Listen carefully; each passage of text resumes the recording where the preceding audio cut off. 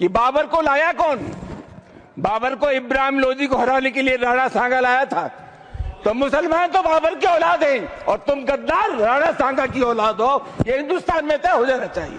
राज्यसभा सांसद रामजी लाल सुमन के बयान के बाद हिंदुत्ववादी सियासत गरमा गई है। जगह जगह उनके पुतले दहन कर आक्रोश जताया जा रहा है। कुछ संगठन उनके खिलाफ थानों में तहरीर भी दे रहे हैं। मगर अपने बयानों को लेकर सांसद रामजी लाल सुमन ने कहा कि उन्होंने बयान किसी की भावनाओं को ठेस पहुंचाने के लिए नहीं दिया।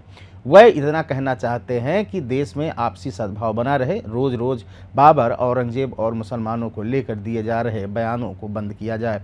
अगर मुसलमानों को बाबर का डीएनए बताएंगे तो सबसे पहले यह जानना जरूरी है कि बाबर को देश में कौन लाया था।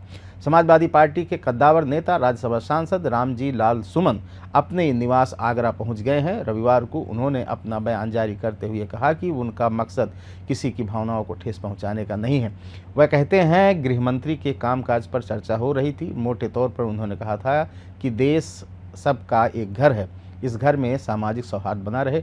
अलग अलग जातीय धर्म के लोगों में फ़र्क नहीं है, पूजा पद्धति, इबादत के तरीके अलग हैं। तो गृह मंत्री का काम यह है कि बुनियादी तौर पर देश में जातीय और धर्म के नाम पर टकराव ना हो, देश के लोग प्यार और मोहब्बत के साथ रहें। सांसद रामजी लाल सुमन ने कहा कि होली के त्यौहार पर किसी भी मुसलमान की ओर से कोई बयान नहीं आया, लेकिन बावजूद इसके भी उनके खिलाफ बयान छपते रहे।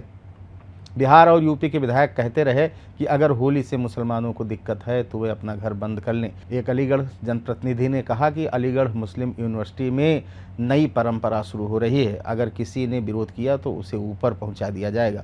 यूपी के मंत्री कहते हैं कि जिन्हें रंगों से नफरत है वह पाकिस्तान चले जाएं।